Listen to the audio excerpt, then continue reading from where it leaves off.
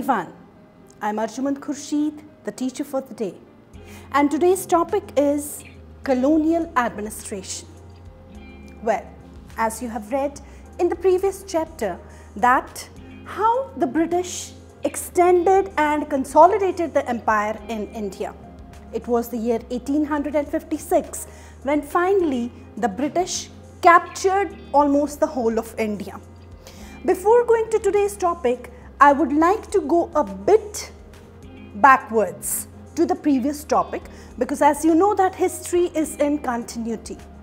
So in the previous topic you have read about the European nations who wanted to have trade relations in India, like that of the Portuguese, the French, the Dutch and the English.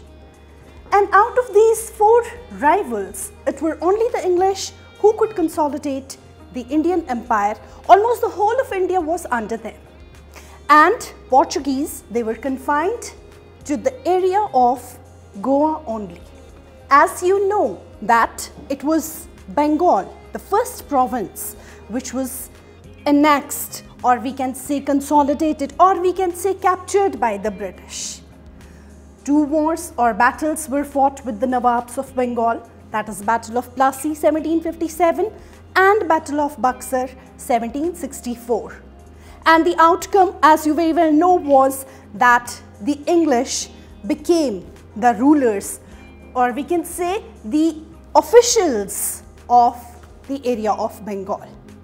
From Bengal, they cast their eyes to the mighty empire of Mysore, where we had Hyder Ali and his son Tipu Sultan, the two powerful rulers who ruled the southern area.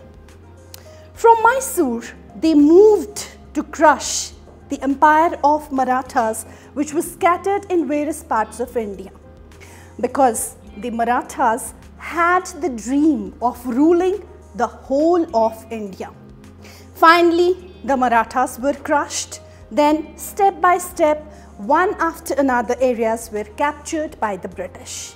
Sindh, Punjab, Gwalior, Nagpur, each and every area was captured by the British rulers, and there were some methods of their expansion. They were direct as well as indirect. In the direct method, wars and battles were fought, okay? And in the indirect method, the areas were captured through various policies and alliances, like that of the subsidiary alliance and the doctrine of lapse. Children, this was the recapitulation of what you have done previously, because the end of one thing is the beginning of another in history. Now let's move forward to our own topic, that is colonial administration. You very well know that the British never thought about the welfare of the Indians. But what did they think about? Their main motive was their own personal gain, their own personal profit, that is profit of their motherland, profit of their mother country, that is England. So the East India Company, this was the time when this company started to think about its own personal gains, own luxuries and own lifestyle, instead of focusing on the administration of the nation. Because of their mighty luxurious lifestyle, they started to be corrupt, started to take bribes and so on and so forth. So they needed money, for which they looked towards the British Parliament for loan. They wanted them to pay them some money so that the activities of the East India Company could be carried forward in India. But in order to have a check on the company officials, in order to have a look at their activities, what the British Parliament did, they passed some acts in India. Like the first and the foremost act to be passed in India was the Regulating Act of 1773. This act was passed in order to check the officials of the company, because they were, they were going off track. They used to think about their gains. So in order to check the officials, this very particular act was passed in the year 1773. And there were some features of this act. The first and the foremost feature was the Governor of Bengal was raised to the position of Governor General. Second, the four-member council, or we can say the four-member cabinet, was established who would assist the Governor General in the day-to-day functions of the administration. Third feature was that the governors of Madras and Bombay presidencies, they were to be supervised by the Governor General. And last but not the least, a Supreme Court was established for the first time in Calcutta for proper administration of justice. This was the Regulating Act of 1773. This act had some limitations. What were these? Number one, this act did not define properly the powers and authorities of the Governor General and that of the four-member council. Second limitation was that the governors of Madras and Bombay presidencies, they were reluctant to accept the suzerainty of the Governor General. And the third flaw, or we can say the third shortcoming of this very act, that is the Regulating Act of 1773, was that the Supreme Court was not clear as to what laws they have to follow, as to what law it has to follow, whether the Indian laws or the British laws. In order to check these shortcomings of the Regulating Act of 1773, the British Parliament passed another act in the year 1784, which came to be known as the Pitt's India Act. Now, like the Regulating Act of 1773, this act also had some features, some provisions. The first and the foremost was that here we see that a six-member council was created. Like in the Regulating Act, four-member council was created, but in the Pitt's India Act, a six-member committee was created. This six-member committee, they had the authority to recruit the Governor General. It was up to them whom they wanted to choose as the Governor General. The Governor General had to take the permission from this six-member committee before entering into any treaty or any war with the native kings of India. So these were the two acts which were passed by the British Parliament in India in order to check, in order to regulate the functions of the East India Company in India. After this, there were the Charter Acts. But before we move to the Charter Acts, I would like here to explain you the term charter. Charter means a written grant from the supreme ruler or the sovereign power. It is in a written form. We can say a sort of permission. The Charter Acts were passed after a gap of 20 years. We can say these were renewed. What was the purpose of these Charter Acts?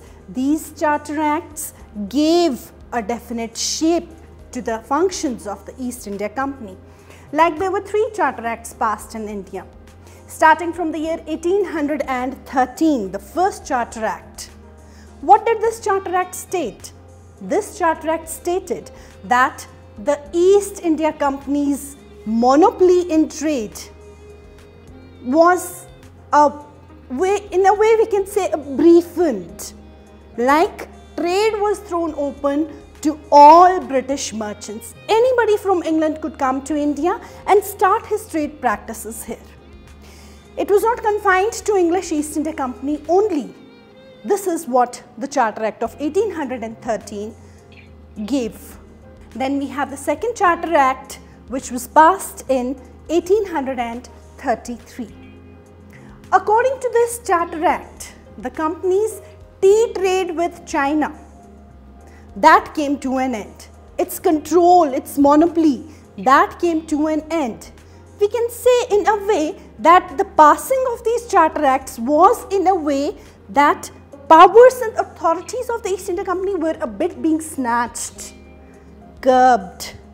The British Parliament took the authority, took the reins of the Indian governance into their own hands rather than in the hands of the English East India Company, which time and again the officials became corrupt and thought about their gains rather than the gain of their mother country, England. So with the passing of these Charter Acts, we see that the East India Company, its rule became just of that of an administrative one. It became a figurehead in the hands of the British Parliament, and the presidencies of Bombay, Madras and Calcutta, they were governed, or we can say supervised, by the Governor General.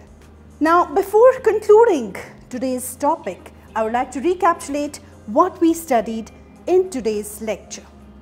First and foremost, we read about the colonial administration, where the British Parliament passed two important acts in India, the Regulating Act of 1773 and the Pitt's India Act of 1784.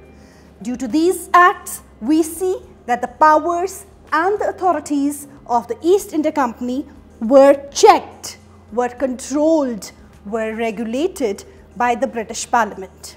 We also read about the Charter Acts, where we read that how the two Charter Acts were passed in India after a gap of 20 years. The first one in 1813 and the second one in 1833.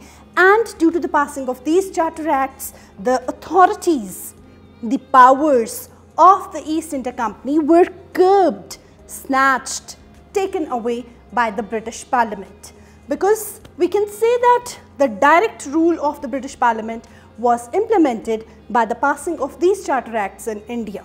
So, dear children, that's all in today's session. See you next time in the next session. Until then, take very good care. Bye.